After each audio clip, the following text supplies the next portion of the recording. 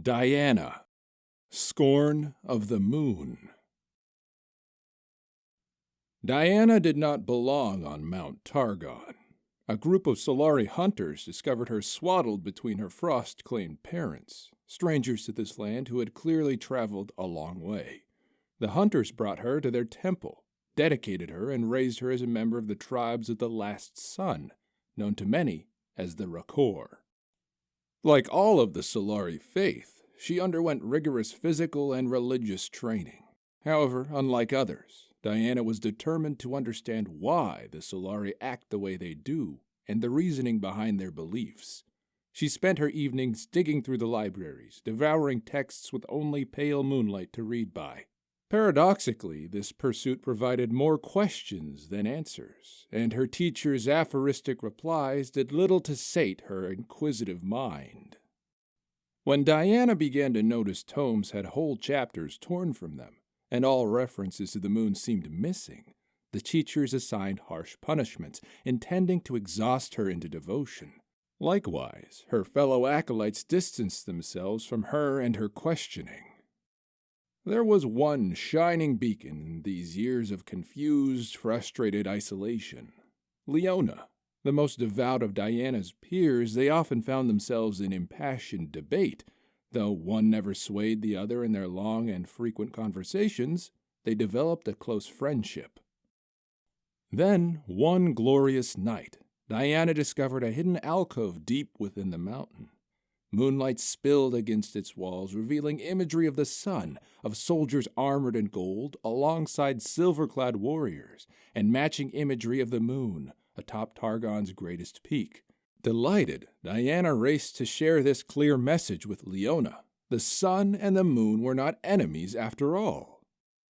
Leona did not react with joy. She urged Diana to put this heresy from her mind entirely, warning of the punishments that may befall her if she were to voice such thoughts to others. Diana had never seen her serious friend quite so grave. Frustration gnawed at her. She had reached the end of the Solari's knowledge, yet not even Leona would take this new discovery into account. What were the Solari hiding? Increasingly, Diana felt certain there was only one place she could go for answers: the top of Mount Targon. The climb tested her in every way imaginable, and time seemed to stand still as she scaled the peak.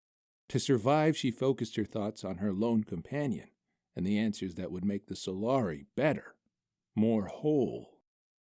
The summit greeted her with the brightest, fullest moon she'd ever seen.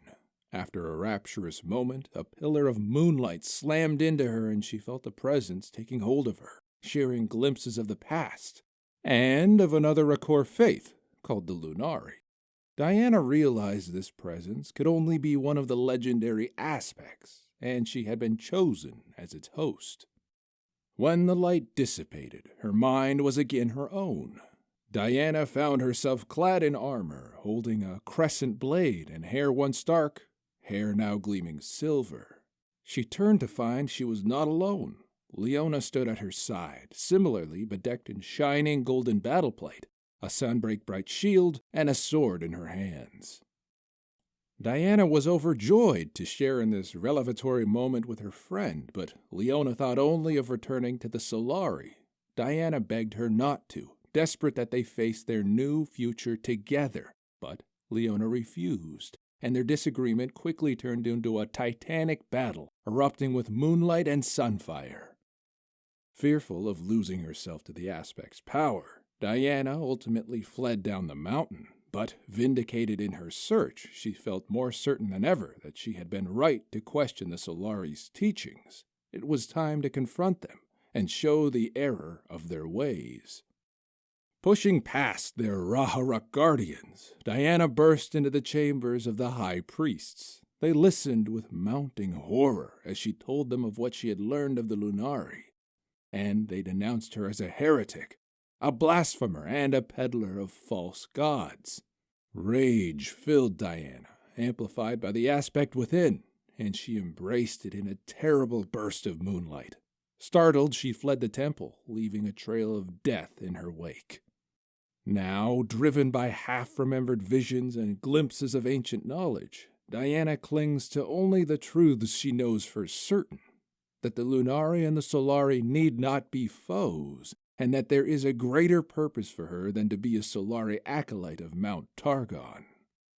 And though that destiny remains unclear, Diana will seek it out, whatever the cost.